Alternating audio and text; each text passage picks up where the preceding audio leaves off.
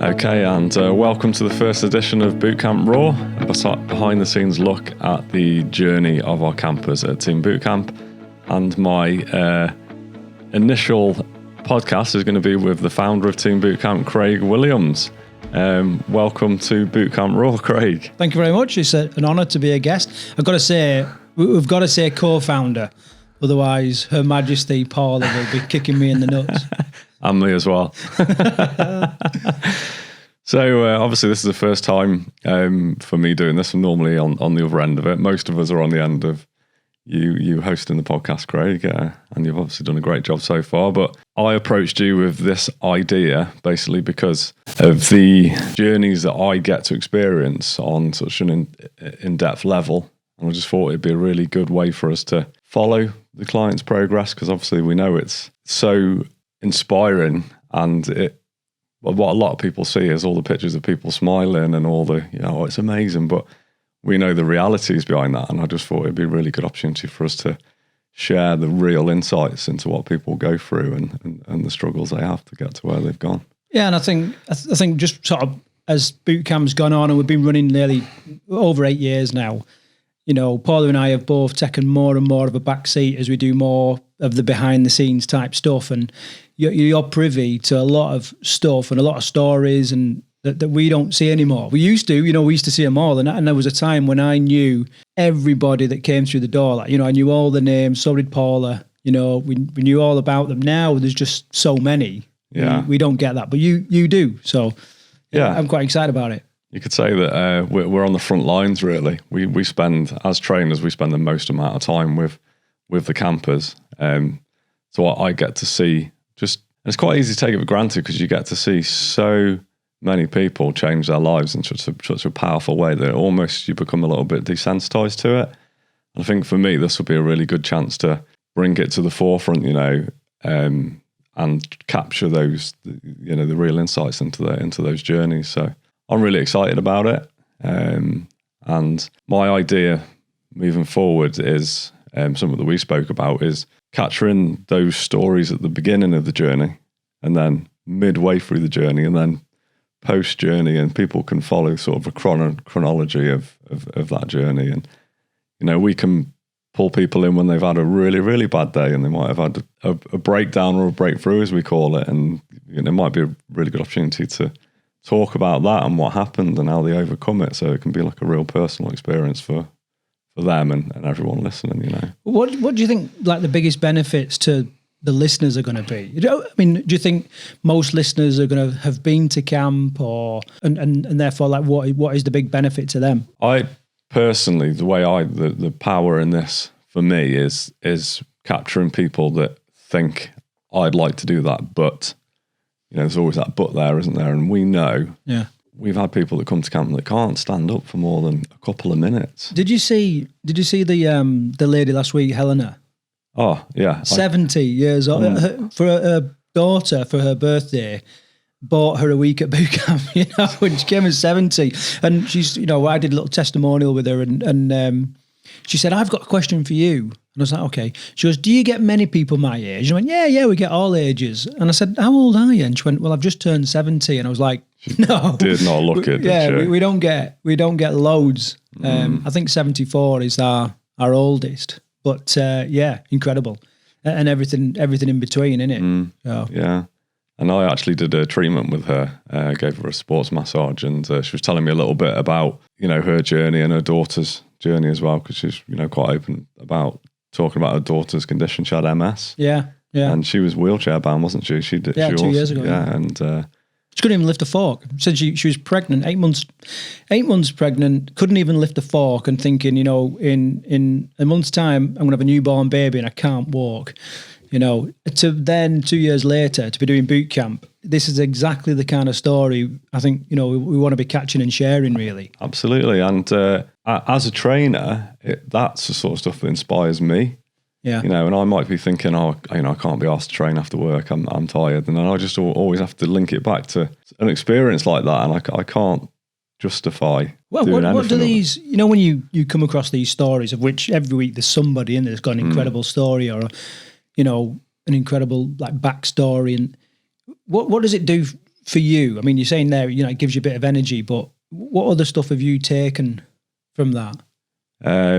Just it gives me a perspective on people's struggles and just it gave me a faith in humanity, and I realised that during my time here, because I think we've worked out, I've probably coached close to about 19,000 people. Yeah, it's probably something like that. Yeah, I reckon. And it just gave me this perspective that the overwhelming majority of people are good and want the best for themselves and their family, and are just willing to crack on. And I was amazed at the volume of work that people could actually do, because coming from the fitness industry, like a Globo type gym situation, people come in, they do like an hour or 45-minute class, and then they're gone, and that's it. And for me, that was always a marker of what people, and they were goosed after it. Yeah. Then I realised that actually people can have a rest, have a snack, and then go again. And then have a rest with no snack, and then go again. Then have a break. Have lunch. Have lunch, and then go again. Yeah, and even when they think they can't go again, we'll make them go again. Yeah, it's just, and I think when people leave, they find it hard to justify the fact I can't get up and do that run before work, or that kettlebell class, or I can't be asked to do a kettlebell class after work. And you just have to link it back to the 4.5 hours you've done four times a week, you know. And of course you can do it. You can always do it.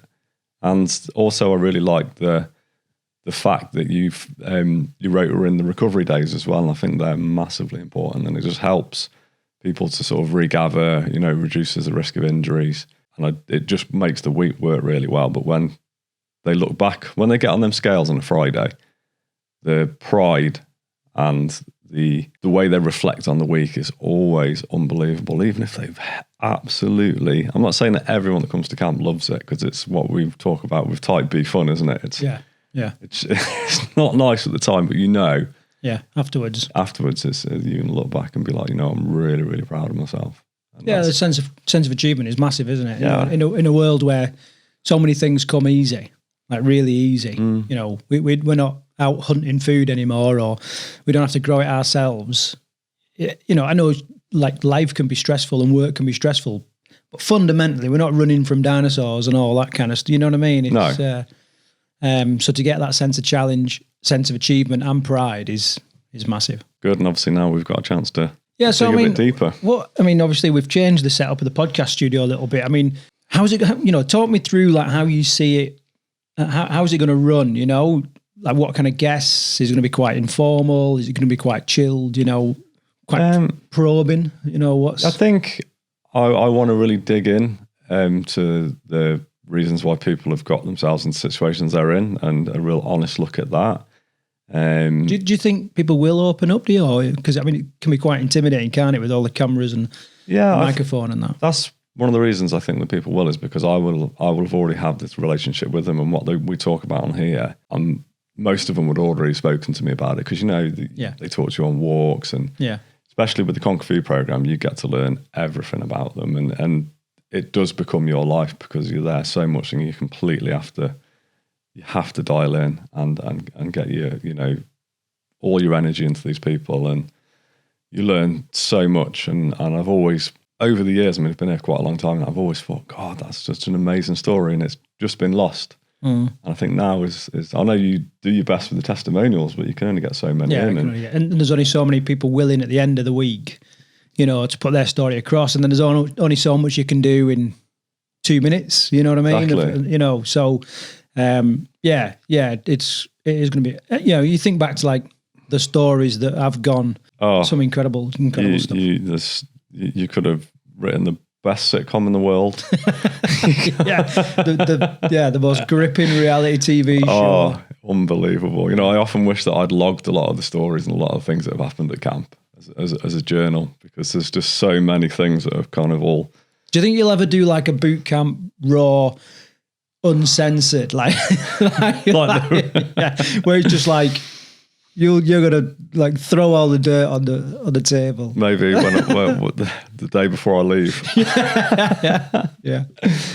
So what do you hope to get from this? Well, for me, you know, it is a constant battle to try and capture all. We know that, people get drawn in by the stories, and people get drawn in by people's achievements and all that kind of stuff. And as human beings, we love stories. It's how we learn best. It's how we're inspired. Every TV program that we make as a story, and it's hard sometimes to be in 3 or 4 different places at a time. So when you came up to me and said, look, I want to capture some of these stories in my own podcast series, I was like, it's like music to my ears, because it's this. We're going to capture stories about camp, both the traditional boot camp stuff at the Manor and the Conquer Food program, and I don't have to be there to capture it. You're going to do all the capturing. I can do a bit of editing and publish it, publishing it and all that kind of stuff. But also, it's a completely different point of view. And I think you're right. Like in days gone by, people would have opened up and told me these things, but because they often see me, I might do a session with them, or I might do a welcome brief, or I might stick a camera in the face at the end of the week. They don't really know me. They might feel they know me because a lot of the marketing material is about Paula and I. Yeah, we're just not there. So I think you have got, and the other trainers have got a real unique insight into these stories and access to things that people wouldn't tell me.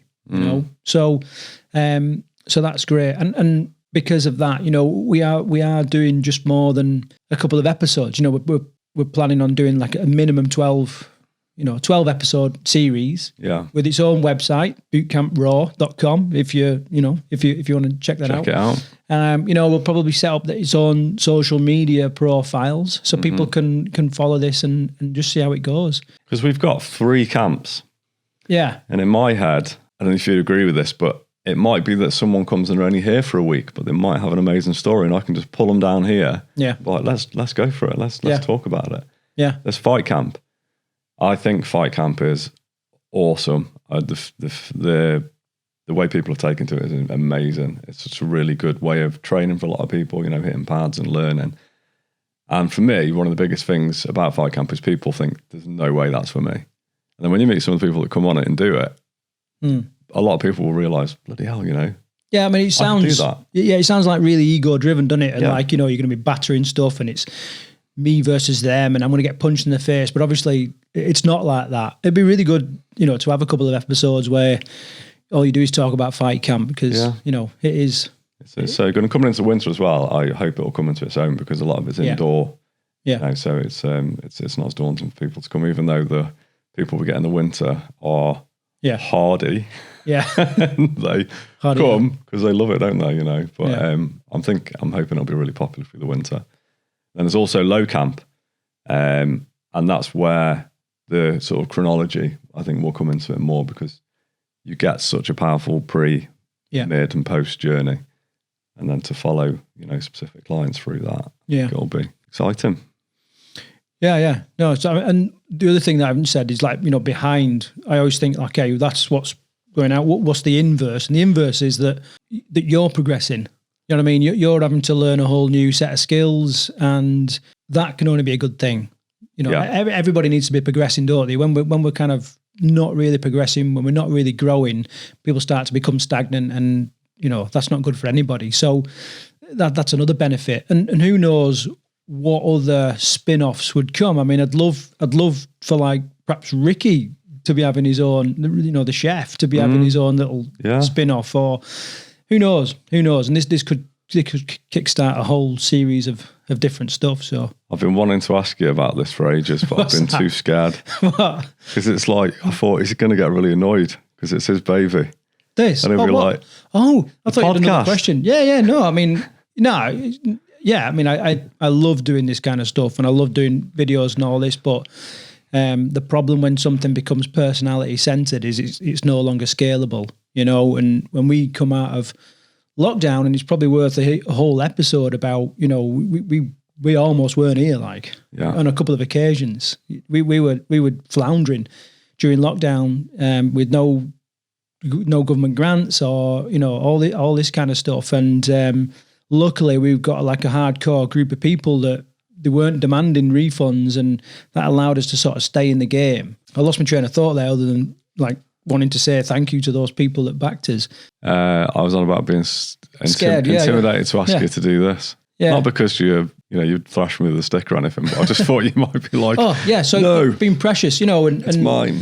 Yeah, so when we came out of lockdown, so many things had changed. Like we went through 3 chefs in like 3 months, and like other staff members moved on, and there were just loads kind of going on, and Paula and I were getting pulled into, one week I'd be cooking, one other week I'd be helping with the training, and all this whilst I'm still trying to do the marketing, and we're making a really big push now to create some real solid foundations, so that if we do lock down again, we're good, we're safe. And it meant that all this kind of stuff, which is like capturing the essence of boot camp, I couldn't do, So when you came and said, this is very sheepishly, by the way, I've had an idea, what do you think? I was like, it sounds brilliant. Yeah. Can you swear on this podcast or not? I don't know. Yeah, it's raw. All right, okay. Raw. Yeah. So what about that? What about like the name? I mean, we threw a few things about, but what do you think the name stands for? It's the unseen, unheard side of boot camp, because we've only ever previously really, other than your podcast, like your one with Chris was amazing. That for me was raw. That was real, and we all experienced his journey, and it was freaking turbulent. It wasn't just a linear thing, like he came and he progressively got better. There were times when he was in a bad way, man. I've experienced some heavy times with Chris. yeah, and it's good to see him sort of pop through the other side. Amazing. By the way, I'll any links or anything we mention in this program, I'll make sure to go in the description, as I will with all the episodes. Yeah, and then I mean, have you got some guests lined up? If you could plant a seed or dangle a carrot. My first guest will be today, and that will be Kate from Low Camp, who's obviously midway through her journey now, but super inspiring woman, and she's got a good story. She's recently had her family here as well, and I've got the chance to speak to her son and her husband, and they were just like, we can't believe it. Can't believe the change in her, and now she's primed, ready to go and live the life that she didn't have with her family before. And it was so good to see them training together and doing things that had been taken away from them by a lack of freedom, really. Yeah. What's do you know roughly what she's lost so far? Or I think it's around, I want to say 3.5 stone, but I might be wrong. I know that she knows, so that's something we're going to have about in the podcast. See a big difference, so I look forward to that. Who else you got lined up? Or I'd like to have a conversation with there's a lady at Top Camp who's been there for a while, and I know that she's had a pretty rough time and has come through the other side of it. I don't want to mention her name yet because I haven't actually spoken to her about it. Okay. Yeah. So are you just going to like line people up and think, right, I'm going to have a quiet word with them, see if they're willing, and then get them in the room. Yeah, well, I think it'll come post conversation, especially at Top Camp. Someone will just sort of talk to me, and I'll, in my head previously, I would have thought, Christ, that'd make a good podcast. Now I'm like, yeah, do you fancy having a chat? Yeah. Well, how long do you think each episode's going to be? Are you gonna have like a